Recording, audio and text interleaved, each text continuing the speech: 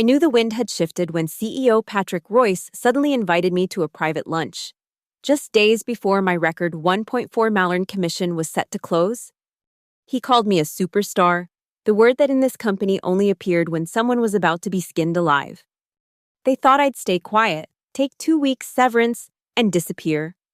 They forgot about Clause 9.2 that I personally pushed into the contract that year. 1.4 monitors was my ticket to freedom. And when they cut me out of that deal, they became the prey. My name is Rachel Monroe. And this is how I watched a Fortune 500 consulting firm implode because they tried to steal what was rightfully mine. The morning sun cast long shadows through the floor-to-ceiling windows of Vantage One Consulting's Denver headquarters. I'd been staring at those shadows for 8 years, watching them creep across the polished marble floors like clockwork. But that particular Tuesday morning in March, something felt different. The shadows seemed darker, longer, reaching for me like fingers. I should have trusted my gut. At 38, I'd built a reputation as Vantage One's most ruthless closer, not the most liked, certainly not the most political. But when it came to landing the whales, the 8-figure deals that kept our lights on and our shareholders happy, they called me. Senior Account Executive was my title. But everyone knew what I really was. The company's secret weapon. The NovaCore Technologies deal had consumed 9 months of my life. 9 months of red-eye flights to Silicon Valley. Of PowerPoint decks refined until 3 a.m. Of dinners with CTOs who thought they were God's gift to technology. 9 months of my daughter asking why mommy missed another soccer game. Another school play.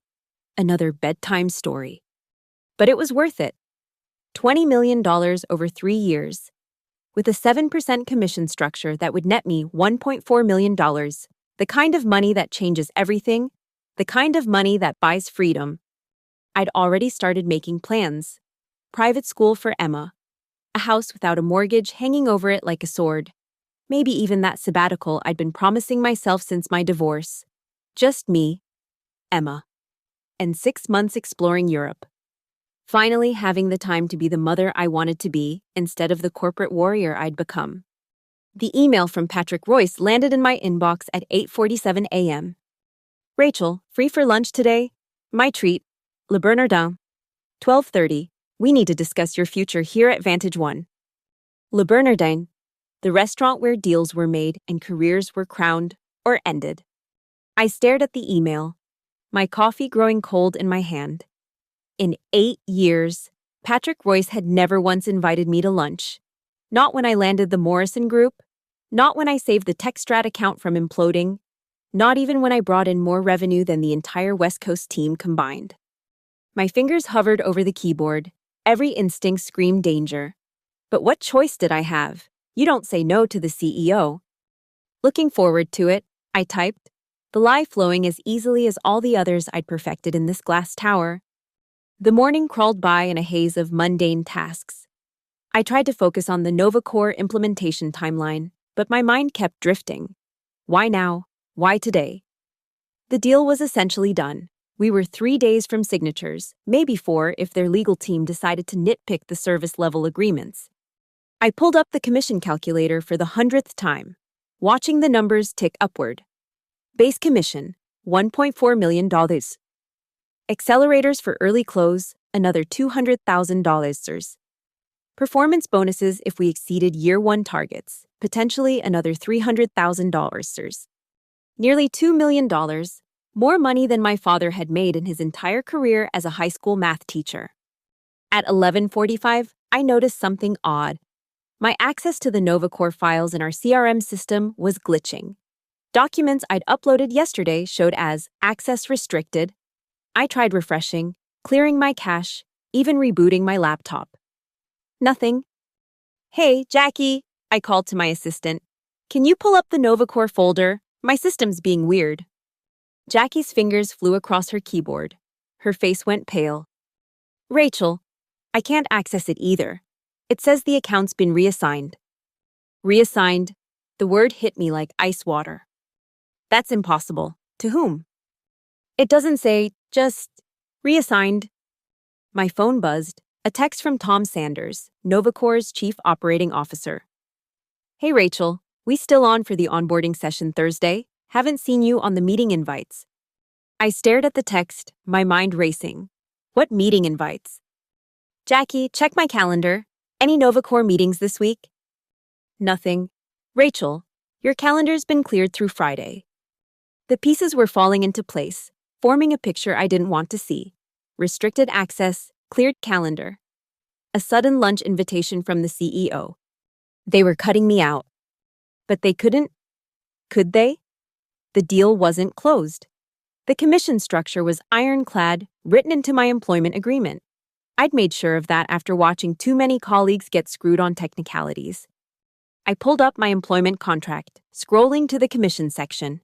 There it was, black and white. Commission on all sales credited to Rachel Monroe will be paid in full upon contract execution, regardless of employment status at time of payment. Regardless of employment status, my hands were trembling as I closed my laptop. They could fire me, but they couldn't take my commission. It was right there in the contract. Wasn't it? Le Bernardin was exactly what you'd expect from a restaurant where CEOs took people to fire them. Hushed conversations over $200 lunches, sommeliers who moved like ghosts between tables, and an atmosphere that screamed money and discretion in equal measure. Patrick Royce was already seated when I arrived, his silver hair gleaming under the soft lighting. At 55, he looked like Central Casting's idea of a CEO, square jaw, perfect teeth, eyes that could switch from warm to predatory in a heartbeat. Rachel, so glad you could make it. He stood, extending a hand that I noticed was slightly damp. Nervous? Patrick Royce didn't do nervous. Patrick, I kept my voice neutral, professional. This is unexpected. Please, sit. I've already ordered us the tasting menu. The chef here is extraordinary. I sat, noting how he'd positioned himself with his back to the wall, leaving me exposed to the room.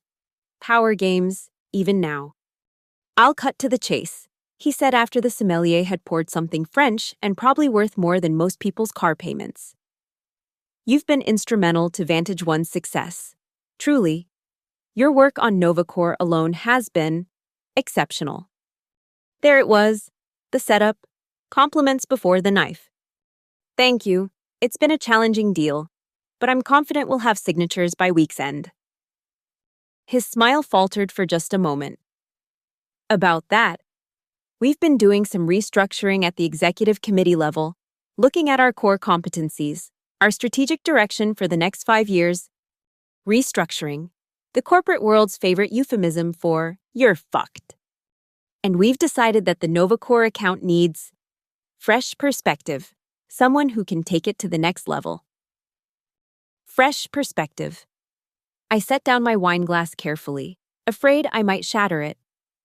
9 months I've spent building relationships with their team, 9 months of negotiations, of proving Vantage One could handle their integration needs.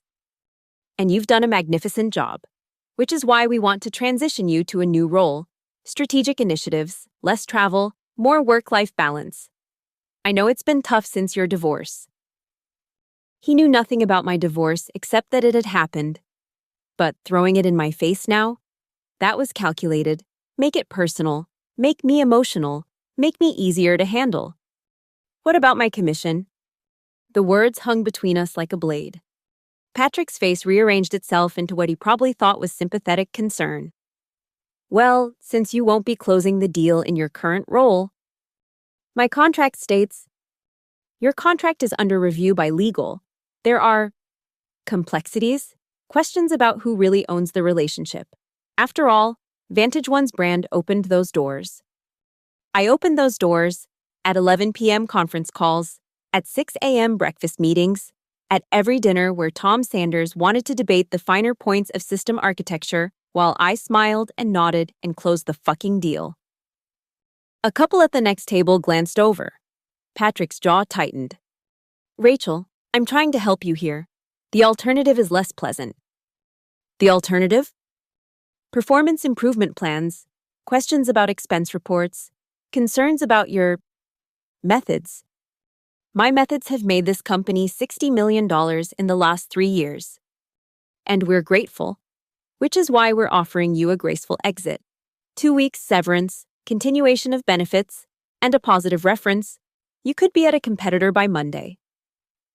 2 weeks severance for 8 years of my life, for missing my daughter's childhood, for building a book of business that kept 40 people employed. 2 weeks.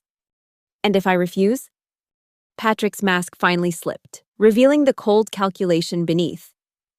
Then things get messy. Legal battles, non-competes, industry rumors.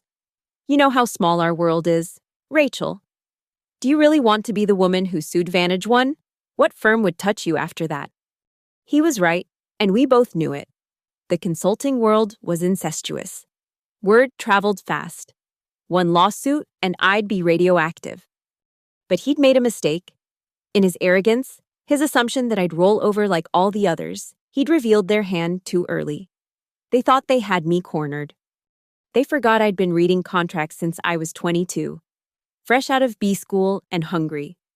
They forgot I'd watched them pull this same move on David Chen 2 years ago, on Miranda Walsh the year before that. Most importantly, they forgot about the Novacor contract itself, the one I'd personally negotiated, the one with Clause 9.2. I need time to consider your offer, I said, my voice steady despite the rage burning in my chest. Of course, take the day. But Rachel? He leaned forward, his cologne overwhelming in its intensity. Be smart. You have a daughter to think about. The threat was subtle but clear. Play ball or we'll make your life hell. I stood, leaving my lunch untouched. Thank you for the meal. Patrick, I'll be in touch. I walked out of Le Bernardin with my head high, my heels clicking against the marble with metronomic precision. It wasn't until I reached my car that I allowed myself to feel the full weight of what had just happened. They were stealing $1.4 million from me. But I wasn't David Chen. I wasn't Miranda Walsh. I was Rachel fucking Monroe. And I was about to teach them why you should always read the fine print. The drive back to the office was a blur.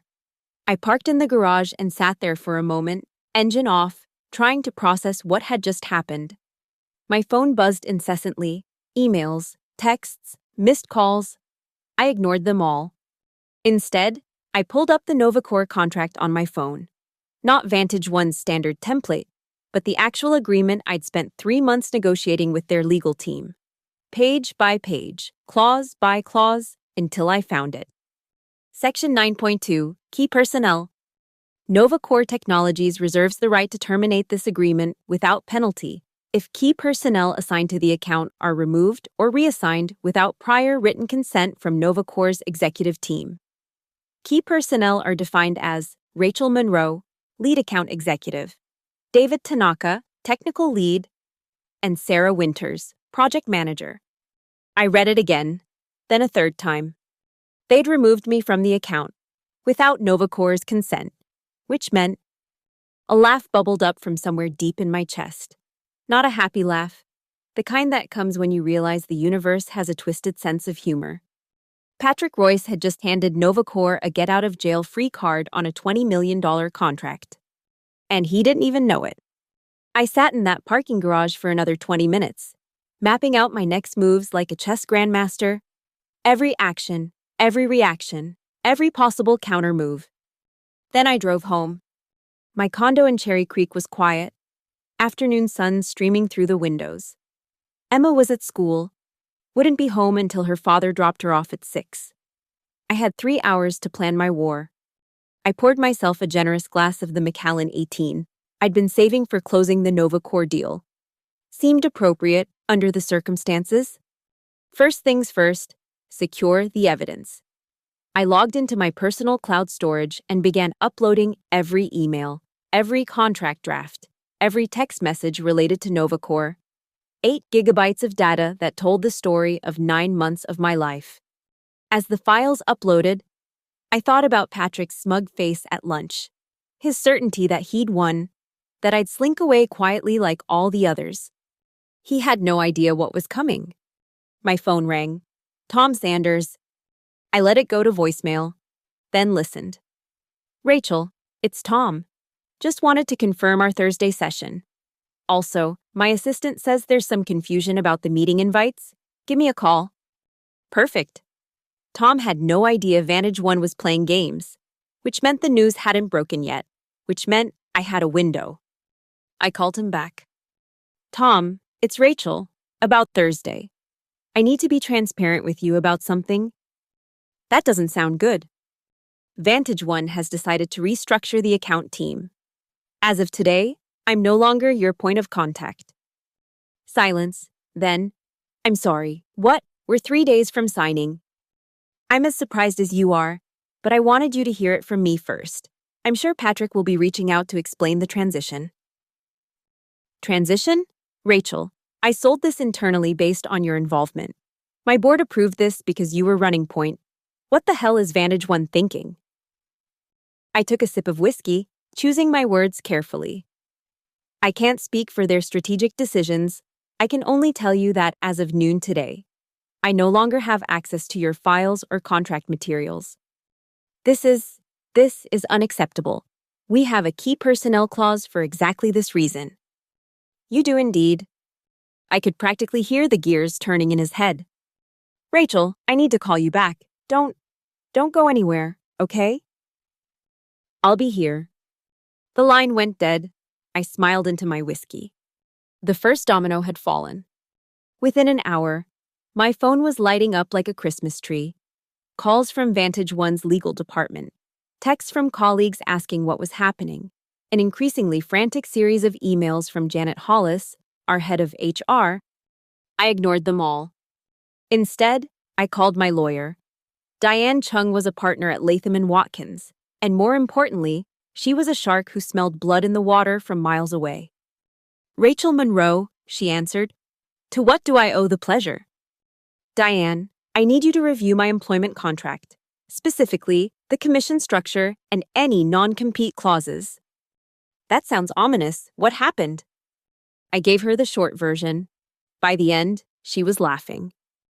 They fired you 3 days before a deal closed, with a key personnel clause in play? Please tell me you have documentation. 8 gigs worth. Christmas came early this year. Send me everything. And Rachel?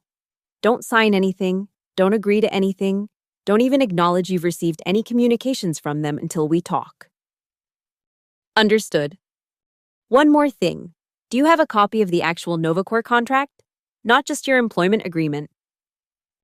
I drafted it. Of course I have a copy. Beautiful. Give me 24 hours to review everything. In the meantime, radio silence, let them sweat.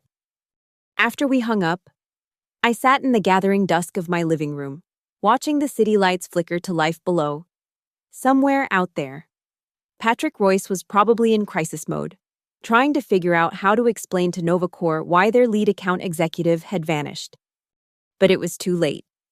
The beautiful thing about Clause 9.2 was that it was automatic. The moment they removed me without consent, NovaCore could walk, no penalties, no obligations, $20 million, evaporating like morning mist. All because Patrick Royce wanted to save $1.4 million in commission. My daughter arrived at 6:15, bursting through the door with her usual tornado of energy. Mom, Dad says we can go to Disney this summer if you say yes. I pulled her into a hug, breathing in the smell of her strawberry shampoo. We'll see, baby. How was school?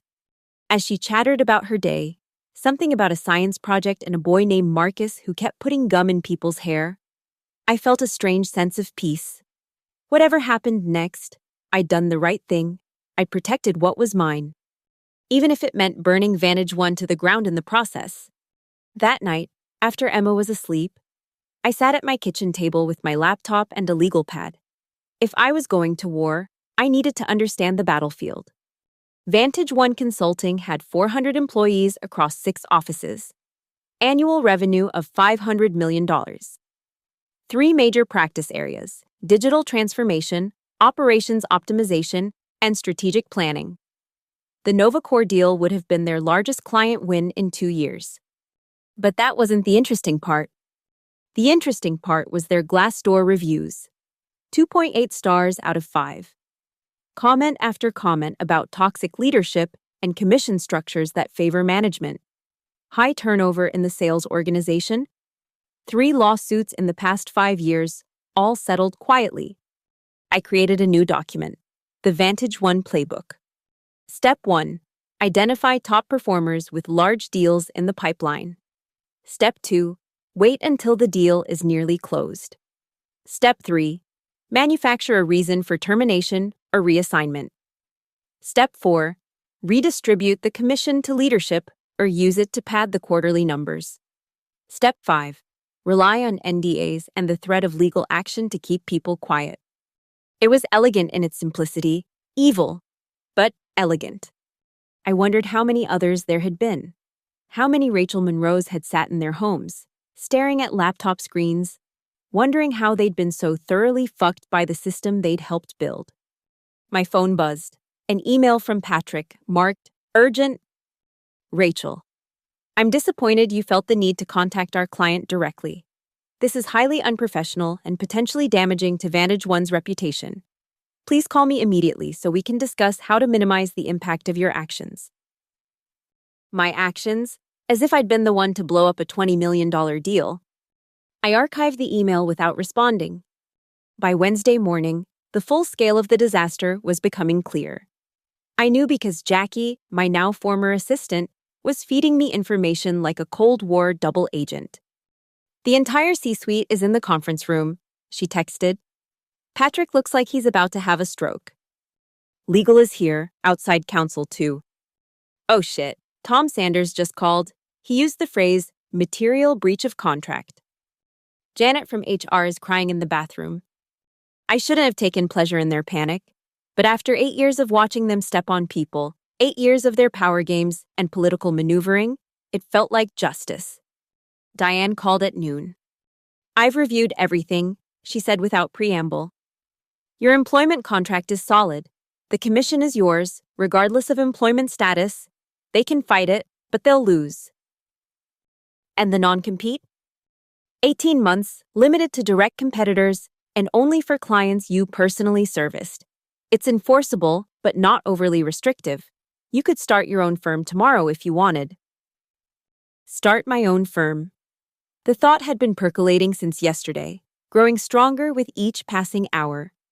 What about the Novacor situation? That's where it gets beautiful. Section 9.2 is crystal clear. By removing you without written consent, they've given Novacor the right to terminate. And based on the emails you forwarded, Novacor is very aware of their options. So what's my move? Honestly, nothing. Let them come to you. They're going to be desperate to fix this. And desperation makes people stupid. Document everything, respond to nothing, and wait for them to blink. And if they don't? Then we file a lawsuit that makes their previous settlements look like parking tickets. Breach of contract, wage theft, potentially fraudulent inducement. The discovery alone would be a nightmare for them. After we hung up, I made myself a sandwich and sat on my balcony, watching the city below. It was a beautiful day, unseasonably warm for March. Somewhere in the Vantage One offices, executives were scrambling, lawyers were billing, and my former colleagues were probably updating their resumes. All because Patrick Royce thought he could steal from me. My phone rang. Unknown number. Rachel Monroe. Ms. Monroe, this is Harrison Blake from Blake, Carver, and Associates. We represent Vantage One Consulting. Outside counsel. They were bringing in the big guns. Mr. Blake, I'm calling to see if we can resolve this situation amicably. My client is prepared to discuss a mutually beneficial arrangement. I'm listening. We'd like to meet tomorrow. Our offices, 2 p.m. We believe we can find a solution that works for everyone. I'll need to check with my counsel. Of course, but Ms. Monroe, time is of the essence here. The longer this drags out, the fewer options we'll have. Was that a threat or a plea? Hard to tell with lawyers. I'll be in touch. I hung up and immediately called Diane. They want to meet, I said. Of course they do. Novacor probably gave them an ultimatum. Fix this or we walk. Do I go? Absolutely. But we go together. And we go in strong. They created this mess. Let's see what they're willing to pay to clean it up. That night, I couldn't sleep. My mind kept running through scenarios, calculating odds, weighing options. The smart play was probably to take whatever they offered, sign an NDA, and move on. Find another firm, rebuild my book of business. Pretend the last 8 years hadn't happened. But I was tired of being smart, tired of playing by rules that only seemed to apply to people like me, while people like Patrick Royce got to rewrite them whenever it suited them. I thought about David Chen, brilliant strategist, forced out 6 months before his biggest deal closed. Miranda Walsh, who'd built Vantage One's entire West Coast operation, terminated for cultural fit issues that mysteriously arose right before bonus season. How many others had there been? How many more would there be if someone didn't finally say enough? By Thursday morning, I'd made my decision. I wasn't just going to beat them, I was going to destroy them. The meeting was scheduled for 2 p.m. at Blake, Carver, and Associates. But Diane and I arrived at 1:45. Power move number 1. Never let them control the timeline. The offices screamed old money, dark wood, leather-bound books that no one had read in decades. Paintings of stern-looking white men who'd probably made their fortunes in railroads or steel. The kind of place designed to intimidate, to make you feel small and insignificant. Too bad I'd stopped feeling small the moment they tried to steal from me. Harrison Blake met us in the lobby. 60-something, silver at the temples. The kind of handshake that had closed 1,000 deals and ruined 1,000 lives. Miss Monroe, Ms. Chung, thank you for coming. We followed him to a conference room where the Vantage One Brain Trust was already assembled. Patrick, looking haggard. Janet from HR, clutching a legal pad like a life preserver. Their general counsel, Marcus Webb, who I'd actually liked until about 48 hours ago. And 2 other suits I didn't recognize. Please, sit. Blake gestured to chairs across from their phalanx. Another power move, them united on one side, us isolated on the other. Diane and I remained standing. We'll stand, thanks, Diane said pleasantly. This shouldn't take long. Patrick's jaw tightened. He wasn't used to people refusing to follow his choreography. Let's cut to the chase. Blake began. We have a situation that's beneficial to no one. Novacor is threatening to pull out of a deal that both companies have invested significant resources in. We'd like to find a solution. The solution seems simple, I said, speaking for the first time. Honor my contract. Pay my commission. It's not that simple, Marcus Webb interjected. There are questions about... No. Diane's voice cut through his like a blade. There are no questions. The contract is clear. Commission is owed regardless of employment status. You wrote it, counselor. Don't pretend you don't understand your own language. The situation has evolved. Patrick finally spoke, his CEO voice trying to assert control. We're prepared to offer a compromise, 6 months severance, full commission on deals closed to date, and a clean reference. But not Novacor, I said. Not Novacor. You're no longer employed by Vantage One. That commission structure applies to employees. Wrong. Diane slid a copy of my contract across the table. Section 4.3, which you apparently didn't read. Commission on all sales credited to Rachel Monroe will be paid in full upon contract execution, regardless of employment status at time of payment. Your own language, gentlemen. The room fell silent. Marcus Webb flipped through the contract, his face paling as he found the clause. Furthermore, Diane continued, by terminating Ms. Monroe without cause, you've triggered the acceleration clause in Section 4.5. All pending commissions become immediately due and payable. This is ridiculous. Patrick's mask was slipping. She was terminated for cause, performance issues. Really? I pulled out my phone. Should I read the text you sent me last month? Quote, Rachel, you're the best closer I've ever worked with. The Novacor deal is a masterclass in relationship building. End quote. Janet from HR looked like she wanted to crawl under the table. Or maybe the email from 2 weeks ago, I continued. Subject line, superstar, would you like me to continue? What do you want? Blake asked, cutting through the posturing. Everything I'm owed, I said simply. The full Novacore commission, accelerated vesting on my equity, and a clean break. The Novacore deal is dead. Patrick spat. There is no commission. Whose fault is that? Diane asked. Your client violated Section 9.2 of the Novacore agreement. They have every right to walk away. And that's on you, not Ms. Monroe. We could sue, Marcus Webb said weakly. Please do. Diane smiled like a shark. I would love to depose your entire C-suite about their commission practices. I'm sure David Chen would be happy to testify. And Miranda Walsh. And how many others, I wonder? The temperature in the room dropped 10 degrees. You're talking about blackmail, Blake said carefully. I'm talking about discovery, Diane corrected. All those sealed settlements, all those NDAs, they become fair game in litigation. Is that really a road you want to go down? Patrick stood abruptly. We're done here. Yes, I said quietly. We are. I turned to leave, then paused at the door. Patrick, that lunch at Le Bernardin? You were right about one thing. Our world is very small. Everyone's going to know what you tried to do. And unlike David and Miranda, I'm not going quietly. The aftermath was swift and brutal. By Friday morning, an anonymous review appeared on Glassdoor. If you're a top performer at Vantage One, watch your back. They'll cut you out of your commission faster than you can say restructuring. Ask about the Novacore deal if you want to see management squirm. I didn't write it. But I didn't not write it, if you know what I mean. Tom Sanders called me Friday afternoon. Rachel, I wanted you to know we've officially terminated our agreement with Vantage One. Clause 9.2 was crystal clear. I'm sorry to hear that. Tom, I know how much work went into that deal. Don't be sorry. Be available. We still need integration support, and I'd rather work with someone I trust. Are you taking new clients? Was I taking new clients?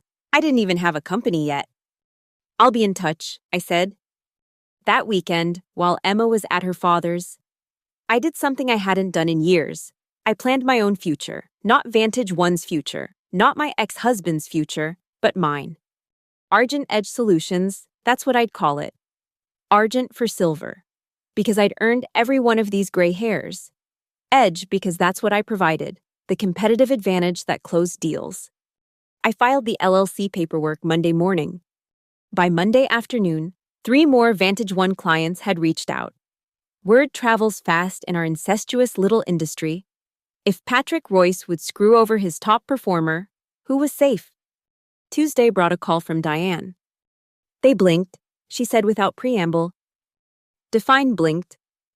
Full commission on all closed deals, accelerated equity vesting, 12 months of healthcare continuation. And here's the kicker. They want a non-disparagement agreement. They want me to be quiet.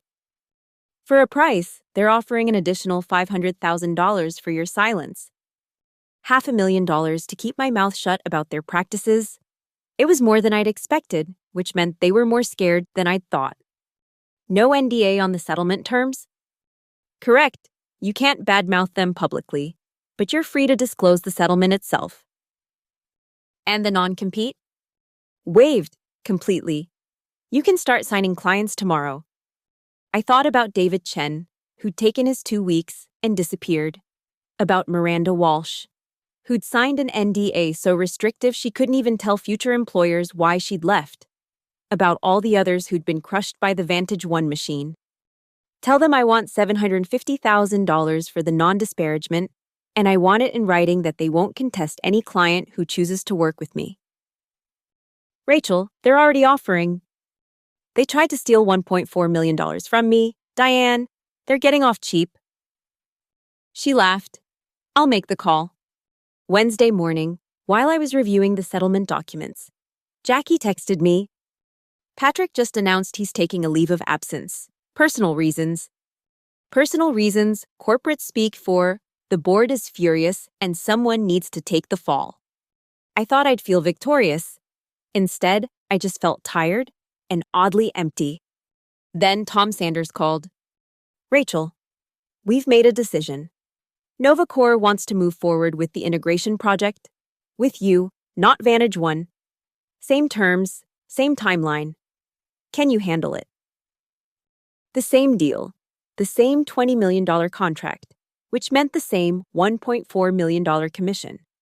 Except this time, it would all be mine. Tom, I'll need to bring on some additional resources, but yes, Argent Edge can absolutely handle it. Argent Edge? My firm, founded Monday. He laughed. 3 days old and you're already landing 8-figure deals. I knew we backed the right horse. Send me a proposal by Friday. You'll have it by Thursday. After we hung up, I sat in my home office, soon to be temporary. Once I found real space and let it sink in, I'd won. Not just the battle, but the entire war. Vantage One would pay me what they owed, plus a premium for their stupidity. NovaCore would pay me what I'd earned, and I was free to build something better. Something mine. But the real victory was smaller than that, and larger too. Emma bounded into my office after school, backpack dragging on the floor. Mom, can we go to Disney this summer? Dad says it's up to you. I pulled her onto my lap, marveling at how big she'd gotten. 8 years old. 8 years I'd spent building someone else's empire while missing pieces of hers. You know what, baby? We can go wherever you want. Disney, Europe, maybe both. Mommy's schedule just got a lot more flexible. Really? Really? She hugged me tight, and I breathed in that strawberry shampoo smell. And for the first time in longer than I could remember, I felt like I could breathe. Thursday's proposal to NovaCore went out at 9 a.m. By noon, Tom had called to accept. By 3 p.m., we had a signed letter of intent. By 5 p.m., I'd hired my first employee, David Tanaka, the technical lead who'd been on the original Vantage One team. He'd been sending out resumes since Monday, reading the writing on the wall. I can't believe you pulled it off, he said over coffee. Everyone's talking about it. The whole sales floor is updating their LinkedIn profiles. What's the mood inside? Chaos. Pure chaos. 3 more senior people gave notice this week. Apparently, the board is conducting an internal review of commission structures. He laughed bitterly. 8 years too late. Come work with me, I said, surprising myself with the directness. Same title, better split, and I promise never to screw you on a deal. When do I start? Monday work for you? We shook on it. My second hire in as many days. Friday brought the final settlement documents from Vantage One. $750,000 for my silence, plus everything else we'd negotiated. Diane walked me through each page, but my mind was already elsewhere. You know what the best part is? She said as I signed the last page. They paid you not to talk about their practices, but every employee who leaves can say whatever they want. You've started an exodus. She was right. My phone had been buzzing all week with calls from Vantage One refugees, account executives, project managers, even a few directors. All with the same story. Promises broken, commissions stolen, careers derailed by political games. I couldn't hire them all, but I could do something else. That night, I created a simple website, Vantage One Survivors.com. Anonymous testimonials from former employees. Commission calculations showing what people were promised versus what they received. A running tally of settlements paid out. I didn't put my name on it, didn't need to. The stories spoke for themselves. By Monday, the site had 3,000 views and 47 submissions. By Wednesday, a reporter from the Denver Business Journal was calling for comment. By Friday, Vantage One's stock had dropped 12%. I watched it all from my new office, a small but bright space in Lodo, with views of the mountains and room to grow. David Tanaka occupied the desk next to mine, handling the technical aspects of the NovaCore implementation. Sarah Winters, who'd also jumped ship, managed project logistics. We were lean, hungry, and motivated by something more than fear. Client call in 5, Sarah reminded me, sticking her head into my office. Which one? Morrison Group. They want to discuss transitioning their account. Morrison Group, Another Vantage One client, worth about $8 million annually. Set it up, and Sarah, see if they're free for lunch next week. My treat. She grinned. Not Le Bernardin, I hope. God, no. Somewhere with actual food and windows that open. The NovaCore implementation kicked off the following Monday. Tom Sanders flew in from San Francisco, along with his technical team. We met in our conference room, really just a large table and a whiteboard. But it was ours. I have to admit, Tom said, looking around, this feels more like a startup than Vantage One ever did. That's the idea, I replied. Lean overhead, senior talent, no bureaucracy, just people who know what they're doing and give a damn about doing it right. Music to my ears, let's talk migration strategy. For the next 6 hours, we dove deep into the technical weeds. David led the architecture discussion while I focused on change management and adoption strategy. Sarah kept us on track, documenting decisions and action items. It felt like coming home. This was why I'd gotten into consulting in the first place, solving complex problems for clients who valued expertise, not playing political games or watching my back at every turn. At the end of the day, as Tom's team was packing up, he pulled me aside. You know Vantage One is telling people you stole this deal? Let them. We both know the truth. My board knows the truth too. And they're impressed. Not many people would have played it the way you did. I didn't have a choice. You had plenty of choices. You could have taken their hush money and disappeared. Instead, you bet on yourself. He paused. We need more vendors like Argent Edge, people we can actually trust. After they left, I sat alone in the conference room, watching the sun set over the mountains. 6 weeks ago, I'd been a cog in Vantage One's machine, grinding away for the promise of a commission that would change my life. Now I was building something of my own, something better. My phone buzzed, a text from Emma. Mom, Dad says you own a company now. Is that true? Yes, baby, it's true. Cool, can I be the boss? Maybe someday. For now, how about junior executive in charge of snacks? Deal! I smiled, gathering my things. It was past 6. And for once, I'd make it home for dinner. No red-eye flights, no emergency client calls, no looking over my shoulder, wondering when the knife would fall. Just the work, the team, and the future we were building together. The elevator dinged, and I stepped inside, briefcase in one hand, phone in the other. An email had just come in from someone at Grayson Industries, another major player in the tech space. Ms. Monroe, we've been following the NovaCore situation with interest. We're currently evaluating our consulting partners and would love to discuss how Argent Edge might help with our digital transformation initiative. I typed a quick response as the elevator descended. Thank you for reaching out. I'd be happy to discuss your needs. How does next Tuesday look? The doors opened to the lobby, and I stepped out into the Denver evening. The air was crisp, carrying the promise of snow, but I barely noticed the cold. 3 months later, Argent Edge Solutions had 12 employees and 4 major clients. Our run rate was approaching $30 million annually, and I'd paid myself the full NovaCore commission without having to beg, threaten, or compromise my integrity. Vantage One, meanwhile, was hemorrhaging talent. The anonymous website had evolved into something larger, a grassroots movement of consultants sharing their experiences, warning others, demanding better. Patrick Royce's leave of absence had quietly transformed into early retirement. The board brought in a new CEO with a mandate to restore trust and rebuild culture. Too little, too late. I ran into Marcus Webb, their general counsel, at an industry conference in June. He looked older, grayer, worn down by what must have been months of damage control. Rachel, he said, attempting a smile, I heard Argent Edge is doing well. We're getting by.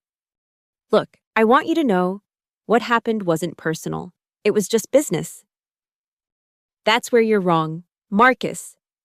I met his eyes steadily. It's always personal when you try to steal food from someone's table, when you try to take what they've earned, when you make them choose between their integrity and their survival. He had nothing to say to that. But you're right about one thing, I continued. It was just business. And I'm better at business than Patrick ever was. We parted without shaking hands.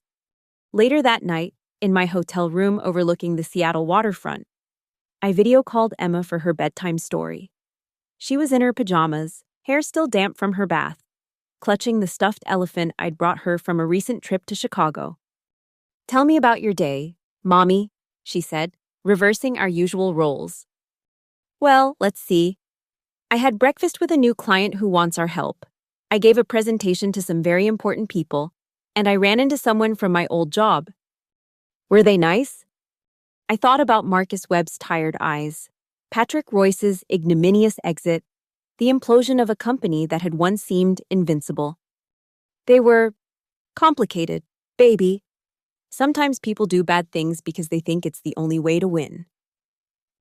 But you won, right, Mommy? Yeah, baby, I won. Good. Winners get ice cream. Is that so? That's the rule, Daddy said. I laughed. Well, if Daddy said it, it must be true. Ice cream when I get home tomorrow.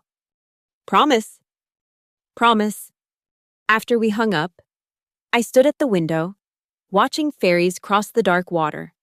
In the reflection, I could see myself, older than I'd been a year ago, certainly more gray hair, but standing straighter too. Vantage One had tried to break me. They'd wielded their power like a club, certain I'd crumble like all the others. They'd forgotten one simple truth. Power isn't about the size of your office or the number of people who report to you or even the balance in your bank account. Power is knowing your worth and refusing to accept anything less. The next morning brought another flurry of emails. A Fortune 500 company interested in our services. A talented director from a competitor looking to make a move. A reporter wanting to do a feature on consultants who disrupted the consulting industry. I answered them all on the flight home, fingers flying across my laptop keyboard as we soared over the Rockies. Each message was another brick in the foundation I was building, another step away from the corporate machinery that had tried to grind me down. When I landed in Denver, Sarah was waiting with a car. How was Seattle? Productive. We'll need to hire 2 more technical consultants by August. Already? Rachel, we just brought on the team from... I know, but Morrison Group wants to expand our engagement, and Grayson Industries is ready to sign. We scale up, or we turn down work. Scale up, she said without hesitation. Always scale up. As we drove back to the office, I thought about the journey that had brought me here. The shock of that lunch at Le Bernardin. The rage of discovering their betrayal. The cold satisfaction of watching their scheme collapse. But mostly, I thought about the future. About the company we were building. One ethical decision at a time. About the clients who trusted us because we'd proven trust meant something. About the team that followed me not because they had to, but because they believed in what we were doing. My phone buzzed. Another text from Jackie, my former assistant who'd become my unofficial spy in the Vantage One ranks. Heard you might want to know, they just lost another major client. TechStrat is moving to a competitor. The board is furious. TechStrat, the account I'd saved 2 years ago, working 18-hour days to keep them from walking.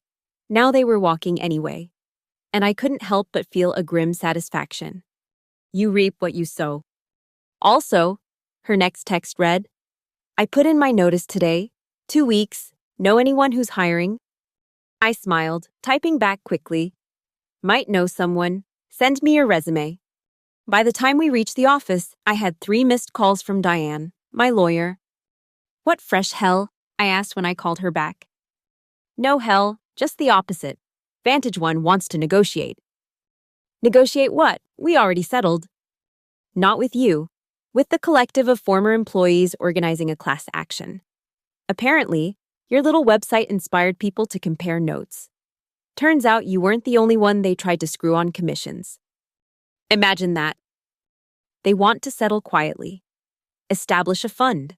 Compensate anyone who can document stolen commissions. They're asking if you'd consider taking down the website as part of a global resolution. I thought about it for exactly 3 seconds. No. Rachel. The website stays up. It's not about money anymore, Diane. It's about accountability. They want to make this go away with a check, but some things can't be bought. You know they might come after you legally. Let them try. Truth is an absolute defense. She sighed, but I could hear the smile in her voice. You're going to be a pain in my ass for years, aren't you? Count on it. That afternoon, I had my regular one-on-one with David Tanaka.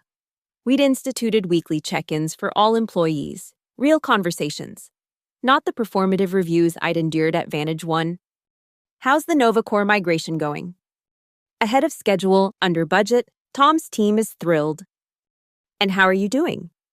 He leaned back, considering. Honestly, best I've felt about work in years. It's nice to focus on the actual work instead of watching my back. That's the idea. Any concerns? Just one. We're growing fast. Rachel, how do we make sure we don't become what we left behind? It was a fair question, one that kept me up some nights. We stay small enough to know each other's names. We keep the bureaucracy minimal. We pay people fairly and transparently. And the moment I start acting like Patrick Royce, you have my permission to call me on it. Deal, though I don't think we need to worry about that. Everyone thinks that in the beginning. The real test comes when we're bigger, when there's more at stake, when the easy choice and the right choice aren't the same thing. Then we make the hard choice. I agreed. After he left, I turned to my computer and pulled up our financial projections. At our current growth rate, we'd hit $50 million in revenue within 18 months. We'd need more space, more people, more structure, more opportunities to become the very thing I'd fought against. I made a note to discuss it at our next leadership meeting. Culture isn't something you build once and forget. It's something you nurture every day, with every decision, big and small. My desk phone rang. The caller ID showed a number I didn't recognize. Argent Edge Solutions, Rachel Monroe. Ms. Monroe. This is Patricia Chen from the Wall Street Journal. I'm working on a story about changing dynamics in the consulting industry, particularly around compensation and employee retention. I understand you recently left Vantage One under interesting circumstances. The Wall Street Journal, national exposure, the kind of story that could put Argent Edge on the map or paint a target on our backs. I appreciate your interest, Ms.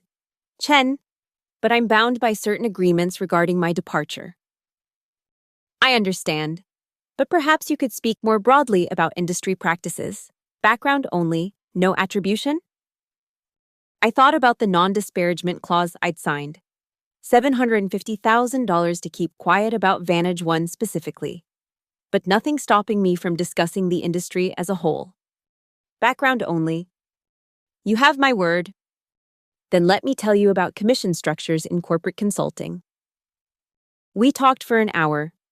I never mentioned Vantage One by name, never violated the letter of my agreement, but I painted a picture of an industry where top performers were routinely exploited, where contracts meant nothing if leadership decided they wanted a bigger slice of the pie, where the people bringing in the revenue were seen as expendable. This is fascinating, Patricia said as we wrapped up. And you started your own firm to do things differently? We're trying. It's not revolutionary, just treating people fairly, honoring our agreements, building something sustainable. Basic business ethics, really. Sometimes the basics are revolutionary. Thank you for your time, Ms. Monroe. After we hung up, I sat quietly for a moment. Had I just made a powerful enemy? Probably. Did I care? Not anymore. My computer chimed with a calendar reminder. Time to leave if I wanted to make Emma's school play. She was playing a tree in some environmental awareness production, not a starring role, but she'd been practicing her swaying in the wind for weeks. I grabbed my jacket and headed for the door, calling out to the team still working. I'm heading out early. Emma's got to play.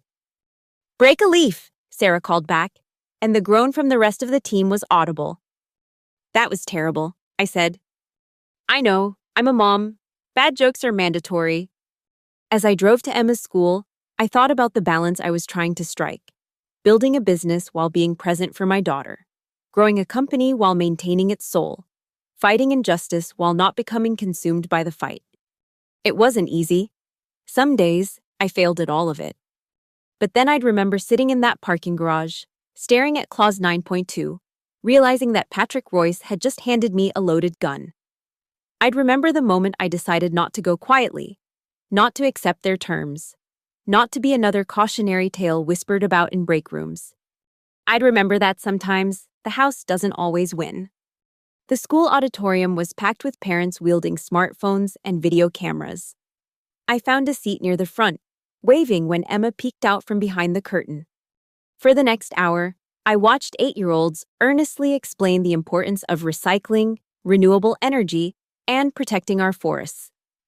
Emma swayed magnificently when her moment came, and I cheered embarrassingly loud. This was what mattered, not the money. Though financial security was nice. Not the revenge, though justice had its own satisfaction. But this, being here, being present, building a life where I didn't have to choose between success and happiness. After the play, Emma ran to me, still wearing her tree costume. "Did you see me, Mommy? Did you see?" "I saw everything, baby. You were the best tree on that stage." Madison's mom said trees can't be the best part. Madison's mom is wrong. Trees are essential. Without trees, none of the other parts matter. She thought about this seriously. "Like in your company?" "What do you mean?" "You said everyone matters, even the people who aren't the boss."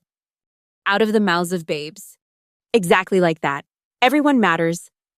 We walked to the car hand in hand, her branches rustling with each step. Other parents nodded and smiled. Many of them knew my story, or at least pieces of it. Denver's business community wasn't that large. "Ice cream?" Emma asked hopefully. "Did you win something?" "I was the best tree." Hard to argue with that logic. As we sat in the ice cream shop, Emma chattering about her day between bites of chocolate chip cookie dough, my phone buzzed with emails. Tom Sanders with an update on NovaCore, a potential client wanting to schedule a meeting. Sarah with a question about a proposal. I ignored them all. They'd be there in an hour, or tomorrow, or Monday. But this moment, my daughter with ice cream on her nose, excitedly explaining the photosynthesis part of the play, this was irreplaceable. "Mommy, are you happy?" Emma asked suddenly. "What makes you ask that?" "You smile more now, and you're home for dinner, and you don't look at your phone during my stories anymore." "Yeah, baby, I'm happy." "Good. Trees need happy soil to grow properly. We learned that in science." "Is that so?" Ms. Peterson said, "and she's really smart." "Then it must be true." We finished our ice cream and headed home. Emma fell asleep in the car, still wearing parts of her costume. I carried her inside, marveling at how she could be so light and so heavy at the same time, the weight of responsibility, the lightness of love. After tucking her in, I made myself tea and sat on the balcony, laptop open to the Argent Edge dashboard, revenue tracking ahead of projections, client satisfaction scores at 97%, employee retention at 100%. Not bad for a company that existed because someone tried to steal from me. My phone rang. "Diane." "You talked to the Journal," she said without preamble. "Background only, no attribution. Well within the settlement terms." "I know. I'm not calling to scold you. I'm calling to warn you. Vantage One is shopping for a new law firm, the kind that specializes in aggressive litigation. Let them come."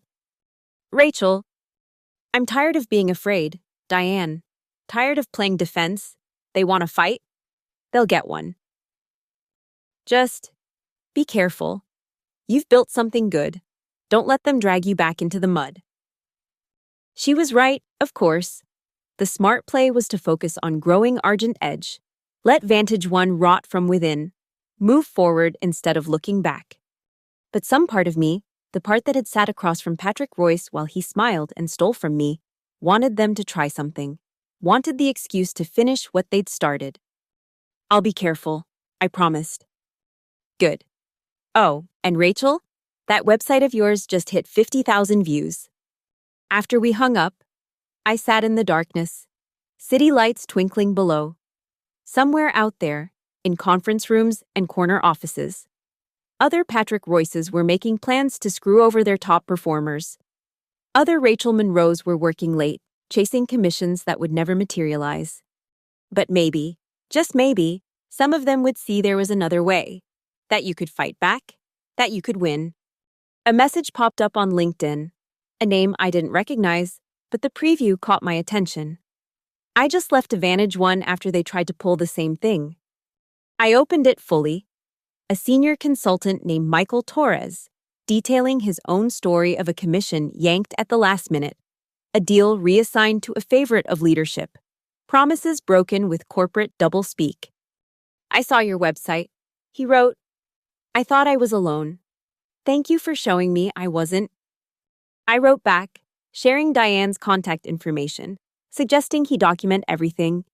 Another soldier in an army I'd never meant to create. By the time I went to bed, 3 more similar messages had arrived, each one a story of betrayal, of trust violated, of the powerful taking from the powerless because they could. Except now, they couldn't, not without consequences. The next morning, I woke to find Patricia Chen's article live on the Wall Street Journal website. The Great Consulting Exodus: How Commission Conflicts Are Reshaping the Industry. She'd kept her word. I wasn't mentioned by name. But Vantage One was, along with statistics about their turnover, their Glassdoor ratings, their alleged commission practices. She'd found 3 former employees willing to go on record about their experiences. The article went viral in business circles by lunch. My phone hadn't stopped ringing. Reporters wanting comments. Competitors trying to poach my team. Potential clients intrigued by a firm built on radical transparency, as Patricia had put it. You've started something, David said, sticking his head into my office between calls. I just wanted my commission. No, you wanted justice. There's a difference. He was right. The commission had been the catalyst. But somewhere along the way, it had become about more than money. It had become about proving that the old way of doing business, the backstabbing, the betrayals, the casual cruelty, wasn't inevitable. Regional manager from IBM on line 2. Sarah called out. They want to discuss a potential engagement. IBM, one of Vantage One's largest clients. I picked up the phone, my voice steady despite the adrenaline coursing through me. Rachel Monroe. Ms. Monroe, this is James Patterson from IBM. We've been following the developments at Vantage One with concern. Several of our key contacts there have recently departed, including yourself. I'm aware. We value stability in our consulting relationships. But more than that, we value integrity. I'd like to discuss how Argent Edge might help us with our upcoming cloud transformation initiative. I'd be happy to discuss that, James, when works for your schedule. As we arranged a meeting for the following week, I couldn't help but smile. Every client Vantage One lost to us was validation that treating people fairly wasn't just the right thing to do, it was good business. The meeting ended with James saying something that would stick with me. You know, we've been with Vantage One for 6 years. But after what they tried to pull with you, we had to ask ourselves, if they'd do that to their own people, what would they do to us? Indeed. That afternoon, an emergency all-hands meeting was called at Vantage One. Jackie, still serving out her 2 weeks' notice, texted me updates in real time. New CEO just announced a comprehensive review of compensation practices. He's promising industry-leading commission protection going forward. Someone just asked about the Argent Edge website. You could hear a pin drop. Holy shit, Rachel. He just admitted mistakes were made and they're establishing a fund to compensate affected employees. I set my phone aside, feeling a complex mix of emotions. Vindication, certainly. Satisfaction that future employees might be protected. But also a tinge of sadness for what Vantage One could have been if they'd simply done the right thing from the start. My computer chimed with a calendar reminder. Team meeting in 5 minutes. I gathered my notes and headed to our conference room, where my entire team, all 14 of us now, had assembled. We'd instituted monthly all-hands meetings where everyone could raise concerns, share wins, and shape the direction of the company. Before we dive into the agenda, I began. I want to address the journal article. You've all probably seen it by now, and I'm sure you have questions. Are we going to get sued? Someone asked. Possibly, but we have truth on our side, and excellent legal representation. Are we recruiting from Vantage One? This from our newest hire. We're recruiting talent wherever we find it. If that happens to include people fleeing a toxic culture, so be it. What's our endgame here, Rachel? David asked. Are we trying to put them out of business? I'd been asking myself the same question. No, I said finally. We're trying to build something better. If Vantage One fails, it'll be because they refuse to change, not because we targeted them. Our focus is on our clients, our people, and our values. Everything else is noise. The meeting continued with updates on current projects, new business prospects, and operational improvements. But I could see it in their faces, pride in being part of something that stood for more than just profit margins. As the meeting wound down, Sarah raised one last point. We need to talk about office space. We're bursting at the seams here. She was right. Our scrappy startup space had been perfect for 5 people. With 14 and growing, we were practically sitting on each other's laps. I'll start looking, I promised. But let's be smart about it. No marble lobbies or executive floors, just good space where good people can do good work. Amen to that, someone muttered, and the room laughed. After everyone filed out, I stood alone in the conference room, looking at the whiteboard covered in project timelines and revenue projections. In 6 months, we'd gone from an idea born of anger to a thriving business built on principles. My phone buzzed. Emma's school. Ms. Monroe, Emma's not feeling well. Could you come pick her up? I'll be right there. I grabbed my keys, told Sarah I was leaving, and headed for the door. No guilt. No anxiety about what people would think. Just a parent doing what parents do. When I arrived at school, Emma was in the nurse's office, looking pale but alert. My tummy hurts, she said pitifully. Let's get you home, baby. As I signed her out, the school secretary smiled at me.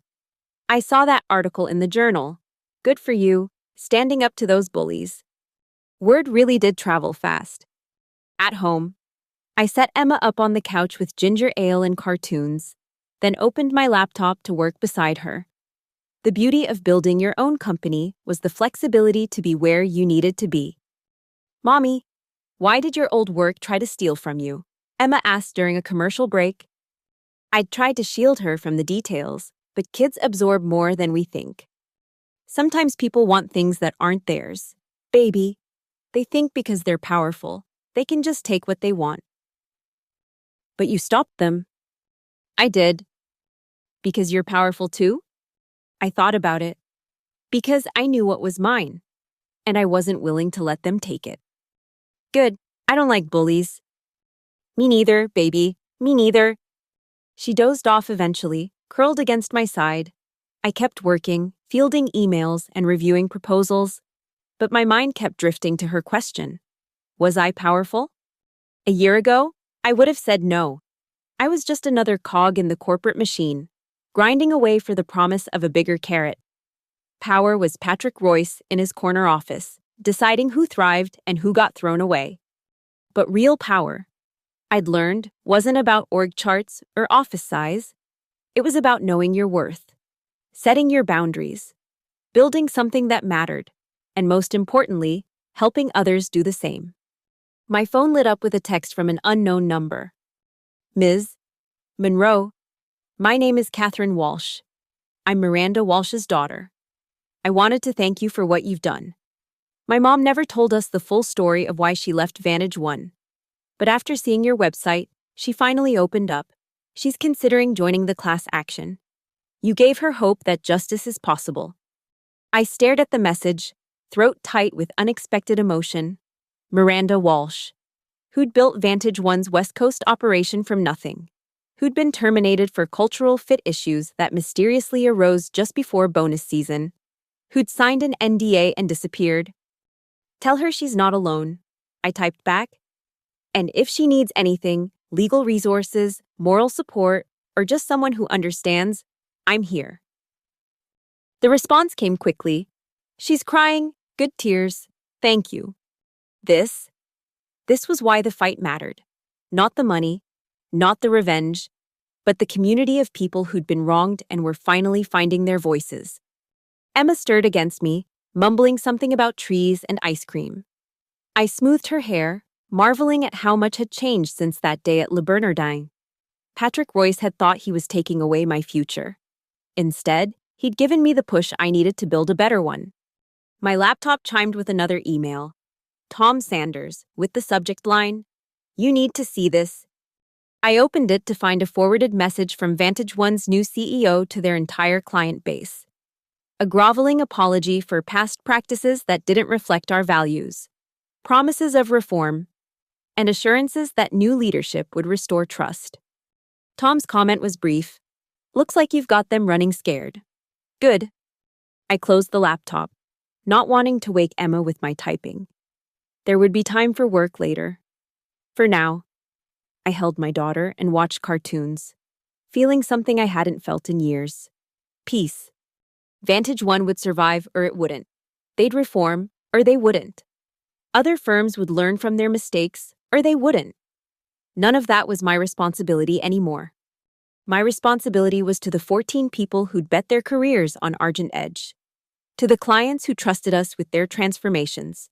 To my daughter, who deserved a mother who was present and whole. And to myself. To the woman who'd sat across from Patrick Royce and refused to be diminished. Who'd read Clause 9.2 and seen opportunity in crisis. Who'd built something from nothing but spite and determination. The sun was setting by the time Emma woke up, feeling better and demanding dinner. We made spaghetti together, her standing on a stool to stir the sauce. Both of us ending up splattered with tomato. "This is nice," she said as we ate. "You being home." "Yeah, baby, it is." "Will it always be like this?" I thought about the growth projections, the new clients, the challenges that came with scale. There would be late nights and difficult decisions ahead. But never again would I sacrifice everything for someone else's empire. "Not always exactly like this," I said honestly. "Sometimes I'll have to work late or travel, but I'll always make time for you. That's a promise." "Pinky promise?" "Pinky promise." We linked pinkies solemnly, and I felt the weight of that promise settle on my shoulders. Another responsibility, but one I chose freely. After dinner and bath time, I read Emma 3 stories before she fell asleep. Then I returned to my laptop, catching up on the day's emails and preparing for tomorrow's client meetings. A message from Diane caught my eye. "FYI, Vantage One's stock dropped another 8% today. Investors are spooked by the talent exodus. You've created quite a ripple effect." I hadn't set out to tank their stock or trigger an industry-wide reckoning. I just wanted my commission. But somewhere along the way, my personal fight had become something larger, a catalyst for change in an industry that desperately needed it. My phone rang. "Sarah. Sorry to call late, but I thought you'd want to know. We just got an email from Amazon. They want to talk about a potential engagement, a big one." Amazon, another Vantage One client worth tens of millions in annual revenue. "Set up the meeting," I said. "But Sarah? We only take it if we can deliver. No overpromising, no bait and switch. We do this right or not at all." "Wouldn't have it any other way, boss." After we hung up, I sat in the quiet of my home office, contemplating the path ahead. We were at an inflection point, the moment when a scrappy startup either scales successfully or flames out trying. But we had advantages other startups didn't. A team that had been battle-tested in the corporate trenches, clients who valued integrity over empty promises, and a story that resonated in an industry hungry for change. Most importantly, we had clarity of purpose. We weren't trying to be the biggest consulting firm or the most profitable. We were trying to be the best. Best for our people, best for our clients, best for the kind of industry we wanted to see. My computer chimed with one last email of the night. Patricia Chen from the Wall Street Journal. "Rachel, My article has gotten more engagement than anything I've written in years. Would you consider doing a follow-up interview on the record this time? I think your story could inspire a lot of people. I stared at the request. Going on record meant dropping the veil of anonymity. It meant potentially becoming the face of a movement I'd never intended to start. It meant painting an even bigger target on my back.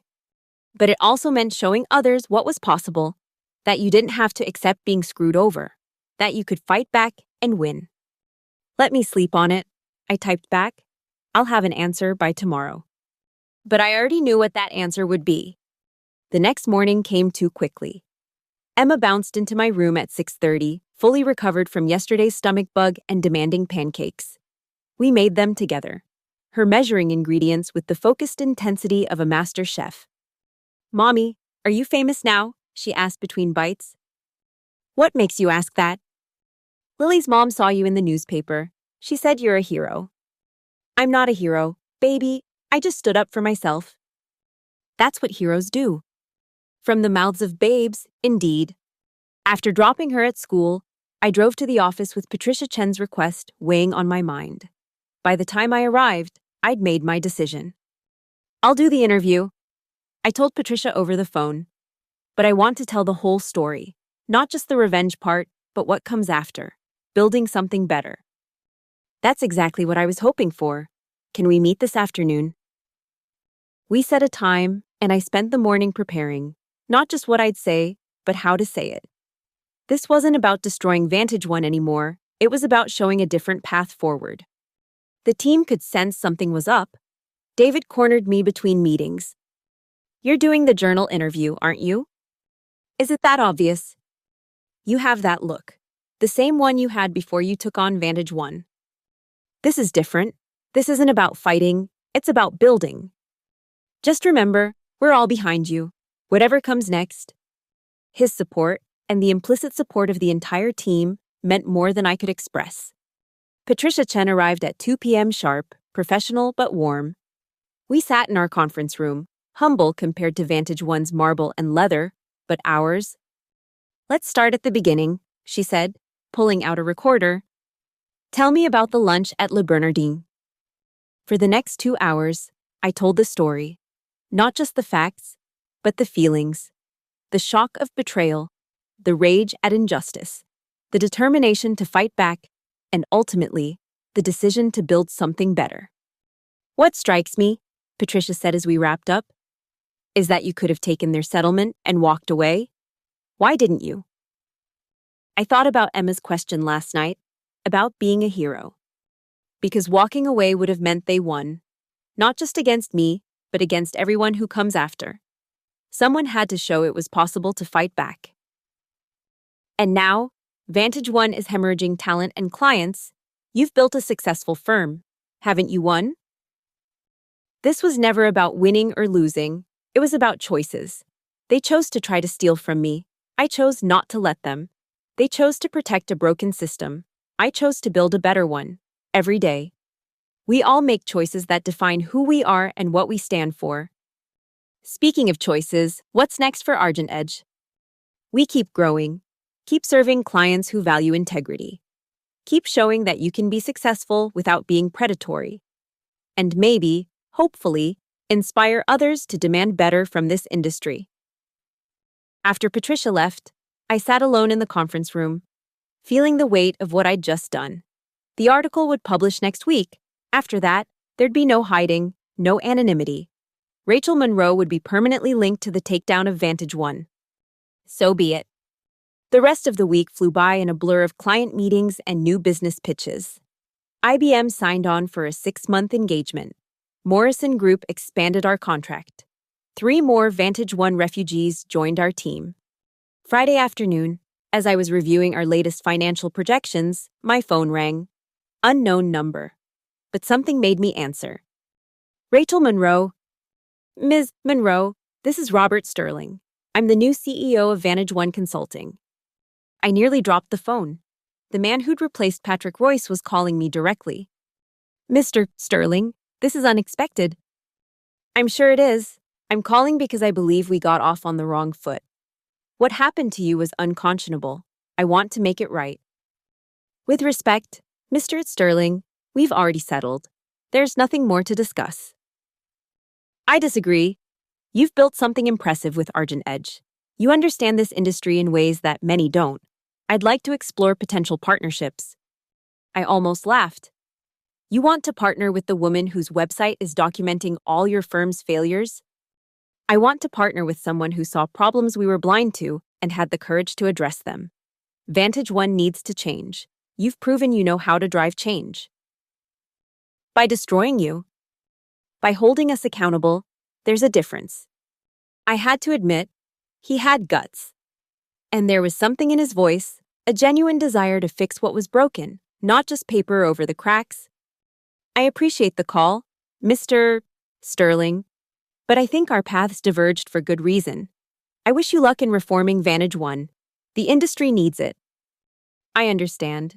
But Rachel, the offer stands. If you ever want to discuss how we might work together to improve this industry, my door is open. After we hung up, I sat staring at my phone. 6 months ago, a call from Vantage One's CEO would have been the highlight of my career. Now it was just another reminder of how much had changed. Sarah knocked and entered. Everything okay? You look like you've seen a ghost. Vantage One's new CEO just called. He wants to partner with us. Her eyebrows shot up. Seriously? Seriously? What did you say? I said no, politely, but no. Good. We don't need them. Actually, speaking of not needing them, final numbers for the week are in. We're at 40% of Vantage One's revenue run rate with 3% of their headcount. I stared at the numbers she showed me. We were more profitable, more efficient, and according to our client satisfaction scores, more effective than the company that had tried to destroy me. Send this to the team, I said. They should see what they've built. That weekend, I took Emma to the mountains. We hiked an easy trail, her chattering about school and friends and the unfairness of bedtimes. Normal kid stuff that felt like a miracle after the intensity of recent months. Mommy, do you miss your old job? She asked as we sat by a stream, eating sandwiches. No, baby, I don't. Not even a little. I thought about it. The prestige of being Vantage One's top performer, the adrenaline of closing massive deals, the promise of that $1.4 million commission. Not even a little, I said honestly. My new job is harder in some ways, but it's mine. No one can take it away from me. Good. I like you better now. Yeah, why's that? You laugh more, and you're here. Such simple metrics for success, but maybe the most important ones. Monday morning brought Patricia's follow-up article. The headline made me wince. The woman who brought down a consulting giant. Rachel Monroe's journey from betrayal to building better. My phone exploded with calls, texts, and emails. Reporters wanting interviews. Competitors trying to poach me. Clients expressing admiration, and buried in the avalanche. A message that stopped me cold. Rachel, it's Patrick Royce. We need to talk. My former CEO, the man who'd smiled while trying to steal $1.4 million from me. What could he possibly have to say? I called Diane before responding. He's probably going to threaten you, she said. Or try to guilt you. Don't engage without me present. I won't, but I'm curious what he wants. Nothing good, I'm sure. Be careful. Rachel, wounded animals are dangerous. I sent Patrick a brief response.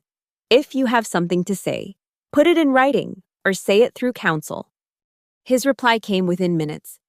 I'm not threatening you. I want to apologize and warn you, please. Against my better judgment, I called him. Rachel.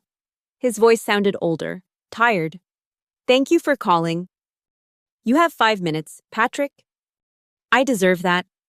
Look, I know what I did was wrong. I've had time to reflect since my departure. I let greed and pressure from the board override my judgment. I'm sorry. Your apology doesn't give me back 9 months of my life. No, it doesn't. But maybe this will help. You need to be careful. The industry old guard is watching Argent Edge. You're disrupting more than just Vantage One. There are people who won't let that continue. Is that a threat? It's a warning. From someone who played their game and lost. They'll come at you sideways, through clients, through regulations, through whisper campaigns. You've made yourself a target. I've been a target since the day you tried to steal from me. This is different. This is organized, systemic. Just watch your back. Rachel, you've built something good. Don't let them destroy it like they destroyed me. The call ended, leaving me unsettled. Was Patrick genuinely trying to warn me, or was this another manipulation? I shared the conversation with my leadership team at our afternoon meeting. Could be real, David said thoughtfully. The big firms don't like disruption. We're proving their model is broken. So what do? Sarah asked. We do what we've always done, I said. Focus on our clients, our people, and our values. If they want to come at us, let them. We'll be ready. But Patrick's warning nagged at me. That night, I couldn't sleep, running through scenarios. What vulnerabilities did we have? Where could they hurt us? By morning, I had a plan. We need to audit everything. I told the team. Contracts, compliance, financial records. I want us bulletproof.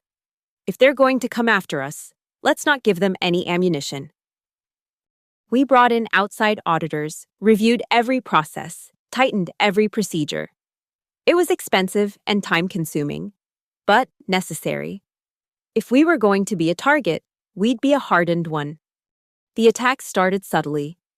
A client mentioned hearing concerns about our stability. A potential hire withdrew after getting a call about our uncertain future. A competitor started spreading rumors about our financing. They're testing us, Diane said during one of our strategy calls. Seeing if you'll fold under pressure. Then they don't know me very well. We countered with transparency, published our financial metrics, shared client testimonials, let our work speak louder than their whispers. And it did. For every client they tried to scare away, 2 more came to us specifically because of our reputation for integrity. The attacks had backfired, making us stronger. 3 months after Patricia's article, Argent Edge hit a milestone, $50 million in contracted revenue. We celebrated with champagne in our new offices, still modest, but 3 times the size of our original space. A toast, I said, raising my glass to the assembled team. Now, 30 strong. To everyone who said it couldn't be done, they gave us the motivation to prove them wrong. To Rachel, David countered, who showed us it was possible to fight back and win. To all of us, I corrected, who chose to build instead of tear down, who proved that good business is good business. We drank. We laughed. We shared war stories from the trenches. But even in celebration, I kept Patrick's warning in mind. This was just the beginning. The real test would come as we grew larger, became more of a threat to the established order. Emma joined me at the office that evening, doing homework while I finished up some paperwork. She'd become a regular fixture, adopted as a mascot by the team. Mommy, are you proud of your company? She asked, looking up from her math worksheet. I am, baby, very proud. I'm proud too. Lily's mom says you're changing the world. That's a bit dramatic. We're just trying to run a good business. But if everyone did that, wouldn't the world change? Sometimes I wondered who was raising whom. You know what, baby? You're absolutely right. She smiled and returned to her fractions. Satisfied with my answer, I watched her work. This little person who'd been my anchor through everything, who'd reminded me daily what really mattered. My phone buzzed with an email from Robert Sterling, Vantage One's CEO. He'd been sending monthly updates on their reform efforts, each one a subtle invitation to collaborate. This one was different. Rachel, I wanted you to be among the first to know. Vantage One is establishing an independent ethics board to oversee our compensation practices. We're also creating a fund to compensate past employees who were unfairly treated. We estimate it will require $50 million to make things right. It's a start. $50 million. How many careers had they destroyed to steal that much in commissions? But it was progress. Slow, painful progress driven by the pressure we'd created. I forwarded the email to my team with a simple note. Change happens. Sometimes you have to force it. The responses came quickly: pride in what we'd accomplished, determination to keep pushing forward, a sense that we were part of something larger than ourselves. As I packed up to leave, Emma asked, "Will you tell me the story again about how you started your company?" "Which part?" "All of it, from the beginning." So as we drove home through the Denver traffic, I told her the story. The lunch at Le Bernardin, the discovery of Clause 9.2, the decision to fight back, the birth of Argent Edge. "And then what happened?" she asked, even though she knew. "And then we built something better, something that couldn't be taken away." "And they all lived happily ever after?" "No, baby. This isn't a fairy tale. There's no ever after. There's just tomorrow, and the next day, and the choices we make each time." "That's okay," she decided. "I like real stories better anyway." As we pulled into our driveway, I thought about the journey that had brought us here, from corporate executioner to entrepreneur, from victim to victor, from cog in the machine to architect of something new. Vantage One had tried to steal $1.4 million from me. Instead, they'd given me something priceless, the push I needed to build the life I actually wanted. My phone lit up with texts from the team. Tomorrow's challenges, tonight's victories, the constant pulse of a living, growing business. But tonight, those could wait. Tonight, I had dinner to make, stories to read, and a daughter to tuck in. The empire would still be there in the morning. "Mommy," Emma said as we walked to the door, "I want to run a company someday too." "Yeah, what kind of company?" "The kind where nobody gets bullied, where everyone gets ice cream when they win, and where moms can come home for dinner." "That sounds like a pretty good company, baby." I learned from the best. We went inside, leaving the corporate wars behind for another day. In the end, that's what victory looked like. Not the money recovered or the giant toppled, but the freedom to choose your own path. And the courage to help others find theirs,